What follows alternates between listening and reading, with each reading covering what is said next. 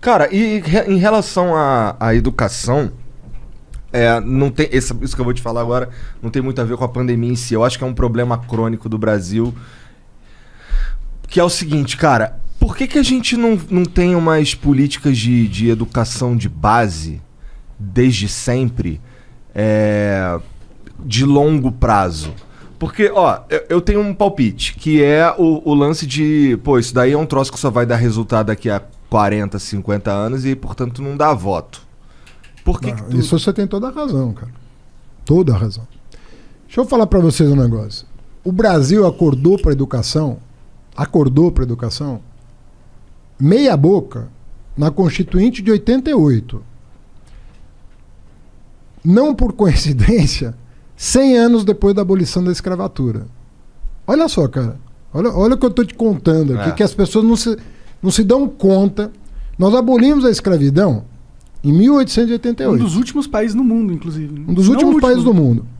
O Brasil foi o último país a criar uma universidade. O último país das Américas a criar uma universidade. Foi o único país que criou uma universidade só no século XX. Os negros... Em 1884 ou 3, agora não tô. Tem uma lei chamada Lei Saraiva. Bota lá no Google que você acha. Lei Saraiva.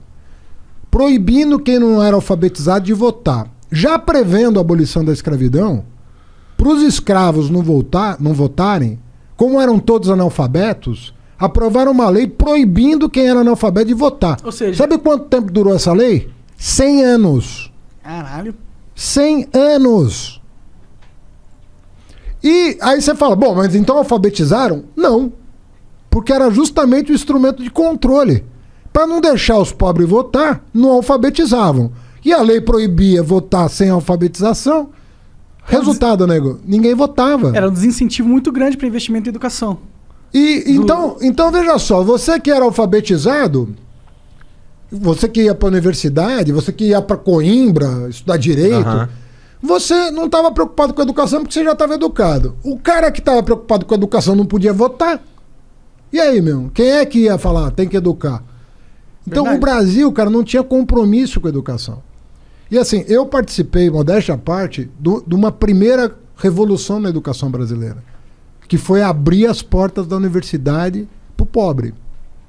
Ele me confessou que namorou 2 prounistas. Eu sou prounista também. 3? Puta, cara, tu tá cercado. Tô cercado. Não, mas eu não namorei o Monarca. Agora vai me negar. Mas, cara, olha só. Nós precisamos chegar no século... Porra, cara, eu tô cercado de prounista por todos os lados. Mas e a base, Fernandão? Não, mas a base... Não, vê bem. Outra coisa errada é imaginar a separação da básica e da superior. Leia os historiadores, você vai saber o seguinte: o projeto nacional nasce quando o pobre chega na universidade. Aí aí a universidade começa a pensar o país todo e não só a elite. Porque a nossa universidade era ultra elitista. Agora, eu vou te perguntar, qual foi no Brasil os estados que mais avançaram na educação? Foram os estados do Nordeste.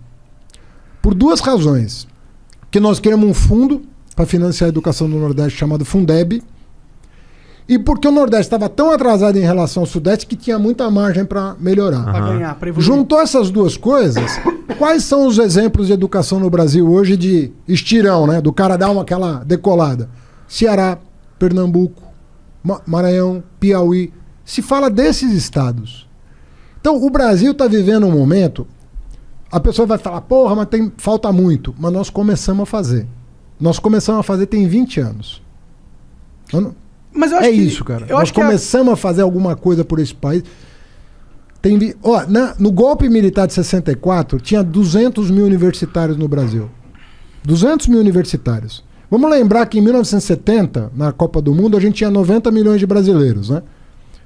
6 anos antes, só tinha 200 mil universitários.